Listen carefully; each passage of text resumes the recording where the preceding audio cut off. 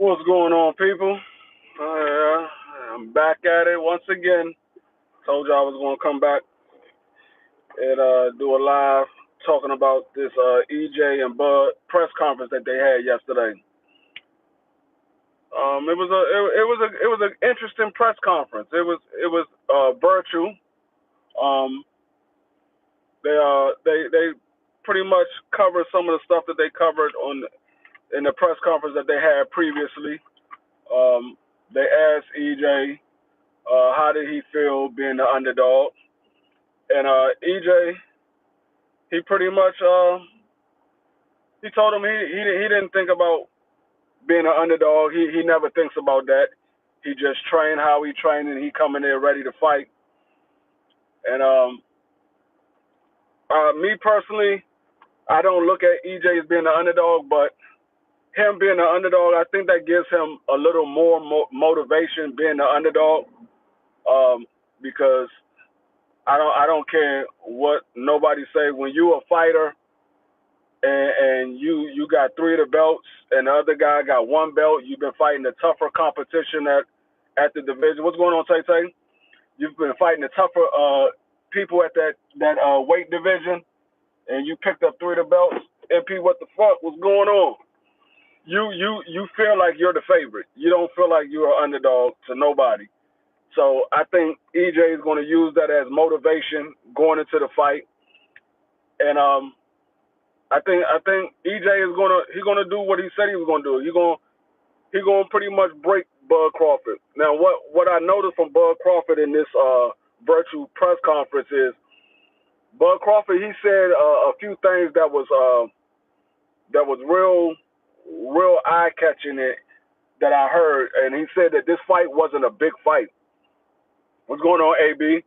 He said this wasn't a big fight. He said it was a big fight to the hardcore boxing fans, but it's not a big fight to everybody else. But for the most part, this is a big fight to a lot of people, the casuals and to the hardcore boxing fans, because there's a lot of people that doesn't watch boxing on a regular basis. They don't watch all of the fights, and they've been talking about this fight before it was made. They've been talking about it since it's been made. I had my my brother-in-law. He asked me how do I feel about the EJ and Bud fight, and I know. I mean, his son. He's in an amateur boxing right now. His son boxes, but he doesn't watch boxing like that. He just watch the big name fights that comes on, like the Tank Davis, the Earl Spence, the Jamel Charlos. He watched the big names. So him asking about this fight, and other people coming to me on the streets that see me when I got my boxing matchup shirt on, and they ask me what I think about these fights, and these people all are looking forward to this fight. So this is clearly a big fight. But also, what I caught in this virtual this virtual press conference from Bud was he sounded like he's thinking about retirement. He doesn't sound like the hungry Bud Crawford that really looking forward to beating Earl Spence and fighting him in a rematch and moving forward with his career. He's looking at this. He sounds to me like he's looking at his fight as like might be the last fight, because he even said he's not looking forward to the rematch. He said he's focused on this fight, which I get, but he said he's not thinking about the rematch. But you have to think about the rematch, because you fighting this guy twice. There's a rematch clause. You were the one that asked for the rematch clause. So how are you not thinking about the rematch when you were the one that asked for it? So there's a possibility that you can lose. There's a possibility that you can win. But you got to be thinking about the rematch because you asked for it.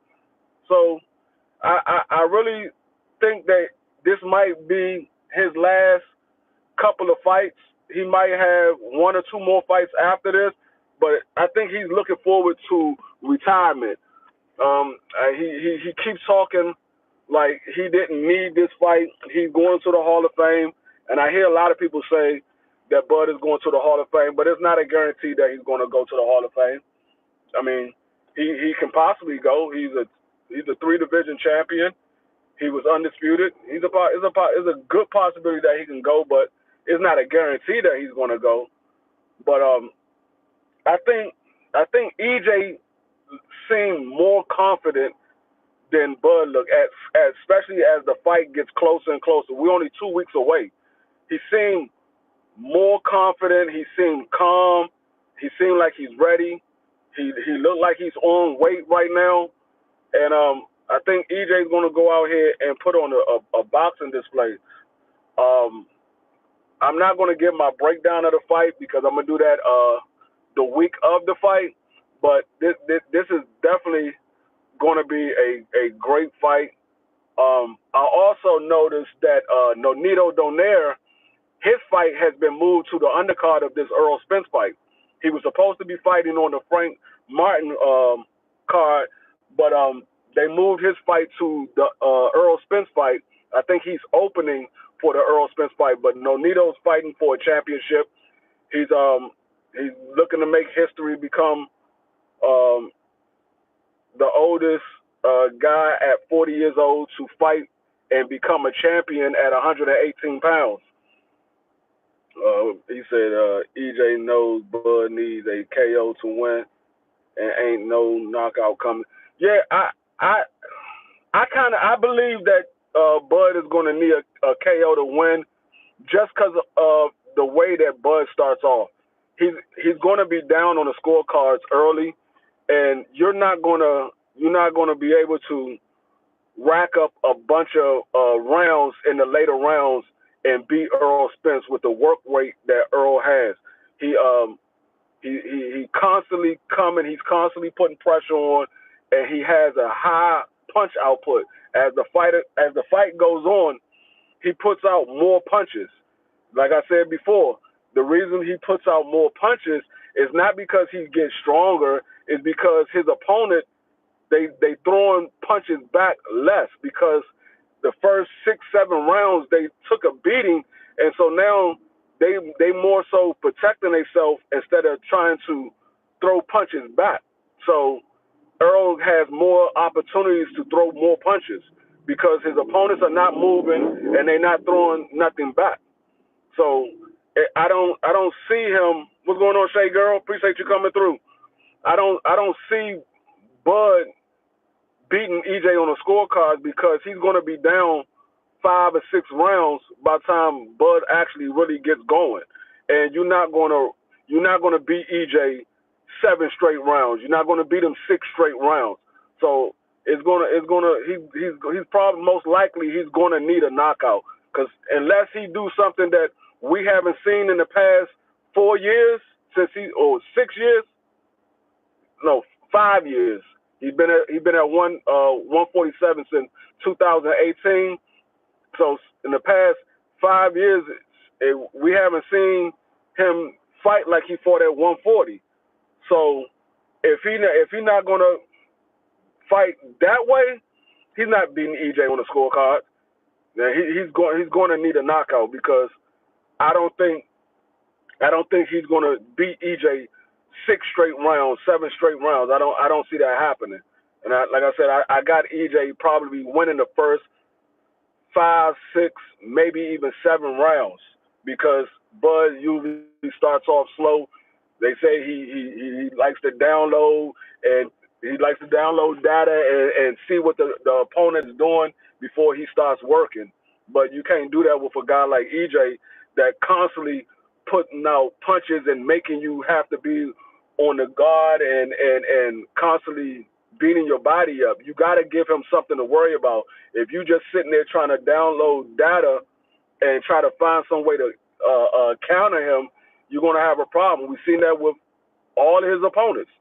The only one that had some success with him was Kell Brook and Sean Porter, because they was throwing something back. Everybody else, they pretty much was trying to figure out a way to land a counter shot. You can't fight EJ that way. You gotta constantly throw shots when he's throwing shots, because if you're sitting there waiting on a counter shot, you're gonna be waiting all day. The same way that Danny Garcia was waiting all day. And the only time Danny Garcia landed his counter shot was at the end of the round. The bell rung, and then Danny Garcia threw a shot after the bell, and EJ wiped that off. So I just don't see him winning on the scorecards. But I also see today that Frank Martin had a press conference today, and this is Frank Martin fight week. And Frank Martin, he's looking like EJ. Frank Martin looked like a baby EJ. The only difference between him, he's smaller, he's darker, and he got a beard. He looked like a baby EJ. They both look calm and ready and confident. They look like they're going in there and handle business and move on to the next one. But yeah, I see Frank Martin. This is going to be another nice test for him. This guy is a bronze medal in the Olympics. He's undefeated. He got decent boxing skill. I saw like 1 or 2 fights from him. He got decent boxing skill, but he's not something that I think Frank Martin will have to worry about. He don't have real big power like that. He got decent power, but he don't have real big power like that. So I don't think he has anything that Frank Martin's going to have to worry about. If Frank Martin looked like the Frank Martin that fought Michelle Rivera, he's going to walk straight through this guy. Because that Frank Martin, that was the first time that I actually seen Frank Martin put out a boxing display. Like, usually I see Frank Martin, he come in there, he worked the body, and he just beat you down. But when he fought Michelle Rivera, he put on a boxing display. I haven't seen that from Frank Martin in the fights that I've seen of Frank Martin. That was the first time I seen him fight that style. And he looked good doing it. He looked good doing it, and Michelle Rivera didn't have no answer for it. Every time he tried to throw a shot, Frank Martin had 2 or 3 shots coming back. So if that's the footwork is definitely crazy. That's what I'm saying. I never seen Frank Martin fight that style. If he continue fighting that style, he's going to be a problem for everybody at 135. I don't care who it is. Tank Davis, Shakur Stevenson, Lomachenko, anybody at 135. He's going to be a problem for him because he got power and his footwork is crazy. So he's going to be a problem for anybody. So yeah, that Frank Martin, he's definitely going to put on a boxing display if he fight that style, because I don't think that this guy is going to be able to keep up with him. I don't think he's going to be able to deal with the body work that Frank Martin put out. And I noticed that all the Derrick James fighters, they are relentless when it comes to the body work. They constantly pay attention to the body, and that's what I like, because a lot of people don't do that. They don't work on the body. Everybody wants to headhunt and get the big knockout. Yeah, Ricky, we back. Everybody want to headhunt and get the big knockout instead of setting up your knockout. If you work the body, the knockout's going to come because your opponent is not going to be able to move, and they're going to be too concentrating on you hitting them to the body, which leaves their head open. And that's what a lot of these fighters I see, they don't concentrate on the body. Everybody wants the big knockout. Everybody wants the highlight reel. And that's why I like Derrick James fighters, because they focus on the body. They go to the head, but their main focus, especially in the early part of the fight, is the body. You'll see EJ throw more body shots than he throw head shots in the early part of the fight. It's towards the later rounds when he starts going to the head more. But the earlier rounds, he's going to the body. We saw it when he fought Ugas. We was there live. We saw it. He went to the body relentlessly to Ugas' body. It was later, after I think round 6 or 7, EJ started going to the head more because Ugas was covering up his body and he was there to be hit. So yeah, I think that this man, I'm not going to say he's going to walk through Bud Crawford, although I wouldn't be surprised if he do, because Bud Crawford, he's a good fighter. I'm not going to say he's bad. I'm not going to say he's garbage or anything like that. He's a good fighter, but we all know that he's been pacified all the way up to where he's at now. And the guys that he was in the ring with, he's never been the underdog. That man has never been the underdog at no time in his career with nobody. I don't I don't recall near fight that he was in. Even his pro debut, he wasn't the underdog. He wasn't the underdog in none of his fights that I've seen him in. So this man has always been the favorite, and it shows. And like I said, this man, they asked him, what have you done differently in this fight to prepare you? Because we know this is the biggest fight of your career. And this man said nothing. This is not a big fight. It's a big fight to the boxing hardcore fans, but it's not a big fight to everybody else. What's going on, D-Man Jr.? Yeah, they take the air and the legs away from, yeah. That's exactly what Dirk James preached. Go to the body. Go to the body. You hear him say that all the time. Go to the body, then come up top. Set him up with the jab, then go down to the body, then come up top. You hear him say that time and time again in the corner. But yeah. So Bud Crawford, like I said, he's a decent fighter, but the thing is, the man has never been tested. The man hasn't been tested. He's been dropped in a couple of fights. He's been wobbled, but he hasn't been tested to where like EJ's been tested. EJ battled. He fought better competition, and it's going to show in this fight, and it's going to show that Bud hasn't been put to the test because and everybody say, well, Bud going to fight him like he fought at 140. One thing that I know, when you stop fighting a certain way for years, you very rarely see that fighter goes back to that style of fighting. It's just like me. When I was younger, all the way up until I was like 32, 33, I was a good athlete. Some people said I was a great athlete, but I played basketball, I played football, I ran track, I bowled, I did gymnastics. But if I get out there now and try to do that stuff, I'm not going to look like I looked when I was in my early 30s, my middle 20s. Like now, I can't go out there and do a back no hand flip. I go out there, I fuck around, break my damn neck. Be sitting up here doing a live stream with a damn neck brace on. They talking about what happened. Oh, I tried to show off for my grandkids to do a backhand flip. I broke my fucking neck. I can't do that because I haven't done it in years. You have to train. You have to keep that in your rotation. You have to keep doing it because if you don't keep doing it, it goes away or it gets weakened. So him not moving around the ring and boxing the way he did at 140, he's not going to be able to do that in this fight. He hasn't done it in no other fights at 147. Now all of a sudden he's going to do this in this fight against EJ? Nah, he probably don't even know how to box like that because he hasn't done it in so long. It's going to feel awkward to him trying to box that way. You fuck around and get knocked out because now you older and you're using more energy than you normally would because you've been boxing a certain way. So now you want to go back to what you did at 140. Now you're burning up more energy. In fact, EJ had fights, had to fight guys where he was saying A, B, C, and Bud goes in the ring from A to B and stay at EJ adjusts to everybody that he's fought. He's adjusts. And he see something's not working, he'll come back and make an adjustment and change it up. But he'll go back to what his game plan was. He'll keep the pressure on, but he'll change it up. It'll look like he's putting on a boxing display, but he's still putting the pressure on because he's still throwing a rack of punches.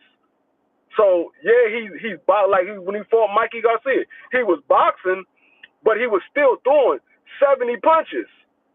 He was still throwing 70 punches even though he was boxing. It just he was moving a little bit more than what he normally does. But that's the thing. But I don't see Bud beating EJ on the scorecards. He's going to need a knockout, and his team know that. His fans know that. That's why they keep saying that he's going to knock EJ out. They know that's the only way he could win. You never heard them say, "Oh, Bud is going to beat him on the scorecards because he's going to outbox him, and he's going to show EJ that he can't box with him and this, and that. You only hear him say he's going to knock EJ out. It's going to be 6 rounds and he's going to knock EJ out. It's going to be 8 rounds, he's going to knock EJ out. That's all you hear. You never hear him, and he's supposed to have the better boxing display. He's supposed to have the skills that EJ don't have, but they don't talk about Bud's boxing skills. They talk about Bud's going to go in there and knock him out. That's what y'all should be saying EJ has to do. EJ has to go in there and knock out Bud because he can't box with Bud because y'all claim that EJ is basic and he don't have the boxing ability that Bud got, but all y'all talk about is Bud is going to knock him out. Y'all don't talk about Bud's boxing ability. So it doesn't make sense. Either the man can outbox EJ or he can only knock EJ out because y'all say he got better skills, but y'all only talk about him knocking him out. But EJ don't have the skills that Bud has, but he the only way he could win is by a knockout. It doesn't make sense to me. I don't see it that way. If the man, if my fighter is a better boxer, he has better skills, I'm not telling him go in there and knock him out. I'm going to tell him box his motherfucking head off. If the knockout come, the knockout come. Don't go in there looking for a knockout the same way that I talk about Devin Haney. Devin Haney, you're not a knockout artist. You're a hell of a boxer. You're a master class boxer. Don't go in there and try to knock out these fighters. Go in there and box them. Do what you're built to do. You're built to be a master class boxer. Do what you're built to do. If the fans don't like it and they boo, so what? You gotta win. It's better to get a win with them booing than you to take a loss because you're trying to please the fan and you get yourself knocked out, like what almost happened with Jorge Linares. You try to go in there and put on a daggone display for the fans and almost got knocked the fuck out. No, box their ass. You ain't got to do that. Yeah. No, I'm not talking about Freddie because there's no need to talk about that. Y'all talk about Tank Davis and Ron Garcia was a daggone exhibition. Why the fuck would I be talking about that? That's an exhibition. That's an exhibition. You want to say Tank Davis and Ron Garcia is an exhibition? No, that's an exhibition. I'm not talking about that. That man gets no play on my daggone live. I might do a video about it, but I'm not doing no live stream about that. I don't know. I mean, I ain't got no problem with him, but I'm not talking about that. But yeah. So yeah, I just don't understand how his fans just their mindset is like you can't get a Bud fan to have a reasonable conversation. It's always they always gotta change the daggone. I mean, they gotta move the goalposts. They gotta throw other stuff in it instead of just staying on topic. That's why so many of these daggone Bud fans that try to debate knockout and everybody else on the EJ and Bud and the knockout debates, that's why they lose, because they don't know how to stay on topic. They gotta go way off a script and talk about some stuff that has nothing to do with the topic. We're talking about what they do in the ring. I'm not talking about no drinking. I ain't talking about nobody's nipples, none of that shit. We're talking about what they do in the ring. I could care less about what they do in their personal life. If it doesn't affect them in the ring, I don't care about that shit. He said that shirt.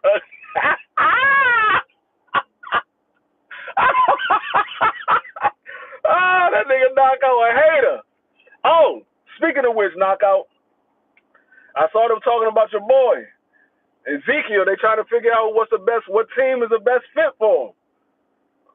I'm gonna do some football videos probably next week, because the first preseason is August 3rd. That's the Hall of Fame game is August 3rd. So I'm about to start ramping up the football talk, and like I told A1 last night, we was talking offline, and I'm gonna do the live stream for the NFL, but the way I'm gonna do it is I'm gonna be calling the game. So I'm gonna be watching the game just like y'all watching the game, and I'm gonna be calling it play by play. So if it's a game that you want me to do or whatever, let me know a week ahead of time so I can set up for it, and I call that game. I ain't got no problem. I'm not going to just call Washington game. I'm calling Sunday day game or afternoon game, whichever one has the best games on. And then I'm gonna do the Sunday night games. I'm gonna do the Monday night games, and I'm doing Thursday night games. I'm gonna be calling the games live. So but yeah, he said, "What whip you got?" I like, "Oh no, this is my Charger. This is my Dodge Charger." Yeah, but yeah, this man, yeah, Bud sound like he's looking forward to retirement.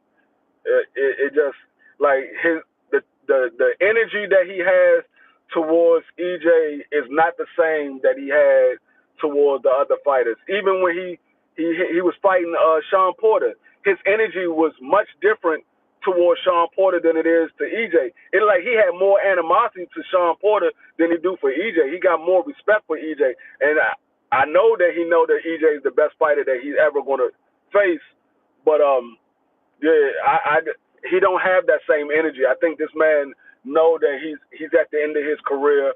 He ain't got that many more fights left in him, and this EJ fight might take all the rest of the fights out of him. I just don't. Like I said, I don't see him beating EJ on the scorecard. He's gonna have to knock that man out, and I don't know if he's gonna have the power to knock EJ out. Everybody said that Bud Crawford got crazy power, this, and that. But